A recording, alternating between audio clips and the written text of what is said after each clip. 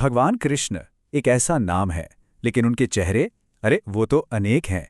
तो चलिए, आज की इस विवेचना में हम कुछ पुरानी, कुछ प्राचीन कहानियों में उतरते हैं और उनके इसी रहस्यमयी और आकर्षक चरित्र को थोड़ा और करीब से समझने की कोशिश करते हैं।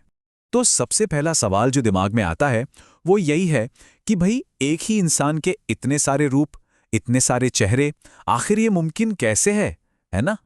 जरा सोचिए, एक चेहरा तो है उनका जो कालिया नाग के फन पर नाच रहा है, मतलब एक वीर, एक योद्धा जो अधर्म का, दुष्टों का विनाश कर रहा है। और फिर पलक झपकते ही वही कृष्ण एक नटखट बालक बन जाते हैं। अपनी माँ यशोदा से कितनी मासूमियत से कह रहे हैं, माँ मैंने माखन नहीं खाया। और फिर क्या ये वही कृष्ण है जिसने अपने छोटे से मुंह में पूरा का पूरा ब्रह्मांड दिखा दिया था? एक योद्धा, एक मासूम बच्चा और स्वयं ईश्वर, ये सारे चेहरे, ये सारे रूप एक ही कृष्ण के हैं। और सच कहूं तो यही विरोधाभास, यही पहेली इस कहानी को इतना इतना गहरा बना देती है। तो चलिए फिर इस पहेली को सुलझाने की कोशिश करते हैं। देखते हैं कि कैसे ये सारे रूप जो एक दूसरे से इतने अलग लगते हैं, असल में एक ही व्यक्तित्व का हिस्सा हैं। असल में कृष्ण की कहानी ना इन 4 स्तंभों पर टिकी है। वो एक शरारती बालक हैं, एक मनमोहक प्रेमी हैं, एक धर्म योद्धा हैं और स्वयं परमेश्वर भी हैं। तो चलिए एक एक करके उनके हर रूप की दुनिया में उतरते हैं। तो सबसे पहले बात करते हैं कृष्ण की युवावस्था की। एक ऐसा समय जहां उनकी शरारतें, उनका संगीत और उनका प्रेम पूरे नंदगांव में गूंजता था। ऐसा कहा जाता है कि जब कृष्ण अपनी बांसुरी बजाते थे तो यमुना के किनारे की हवा भी मानो शुद्ध हो जाती थी। मतलब उनके संगीत में कुछ ऐसा जादू था कि हर कोई, और खासकर वृषभानु की बेटी राधा, बस उस धुन में खो सी जाती थी। राधा और बाकी गोपियों के लिए ना ये एक बड़ी अजीब सी कश्मकश थी। एक तरफ जब कृष्ण की बांसुरी बजती तो वो अपनी सुध बुध ही खो बैठती थी, लेकिन दूसरी तरफ जब वो सामने नहीं होते थे तो उनकी कमी उन्हें बेचैन कर देती थी। ये प्रेम और विरह का एक बहुत ही अनोखा खिंचाव था। और उनकी शरारतें, वो तो उतने ही मशहूर थीं। अरे ये किस्सा तो लगभग सबने ही सुना होगा, है ना? जब गोपियां यमुना में नहा रही थी और कान्हा ने चुपके से उनके कपड़े चुरा लिए। पर यह सिर्फ एक मजाक नहीं था, ये उनके चंचल और नटखट स्वभाव की एक झलक थी।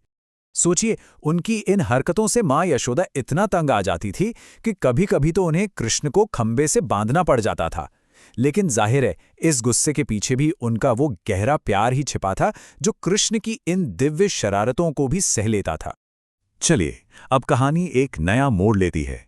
अब हम कृष्ण के चंचल बचपन से आगे बढ़कर उनके पहले वीर काम की ओर चलते हैं।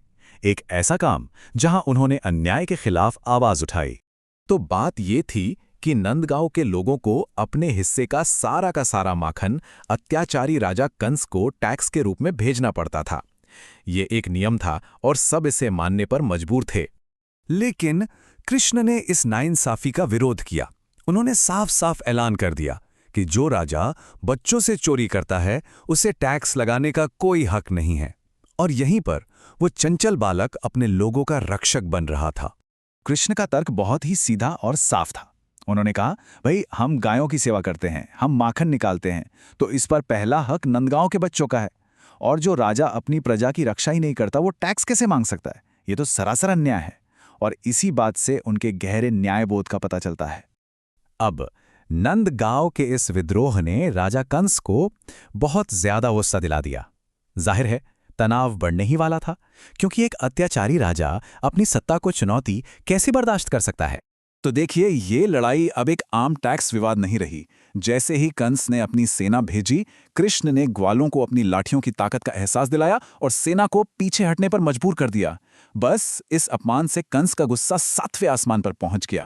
इसके बाद कंस ने अपने 2 सबसे खूंखार राक्षसों को नंदगांव को राख में बदलने का हुक्म दे दिया। और फिर देखते ही देखते पूरा गांव आग की लपटों में गिर गया। हर तरफ बस हाहाकार मच गया। और अब हम कहानी के उस आखिरी पड़ाव पर पहुंचते हैं जहां इस भयानक खतरे के बीच कृष्ण की असली, उनकी दिव्य शक्ति सबके सामने आती है। और यहीं पर कहानी का असली मतलब समझ आता है। वो राक्षस सिर्फ मांस और खून के दैत्य नहीं थे, नहीं, वो प्रतीक थे अहंकार और घमंड के, और कृष्ण ने शाश्वत ईश्वर के रूप में इन्हीं दो बुराइयों का हमेशा के लिए अंत कर दिया। तो इस एक ही काम से सब कुछ बदल गया। कृष्ण ने सिर्फ अपने गांव को ही नहीं बचाया, बल्कि ये भी साबित कर दिया कि वो कोई आम बालक नहीं, बल्कि एक दिव्य रक्षक हैं। और यहां उनकी वीर यात्रा पूरी होती है। तो हम घूम फिरकर वापस उसी सवाल पर आ जाते हैं, कृष्ण आखिर हैं कौन? एक बालक, एक प्रेमी, या फिर ईश्वर?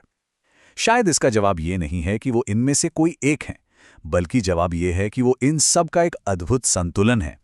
शायद वो हर इंसान के अंदर छिपे हुए इन्हीं सभी रूपों का एक दिव्य उत्सव है। और शायद यही वो संदेश है जो कृष्ण को आज भी इतना प्रासंगिक बनाए हुए है।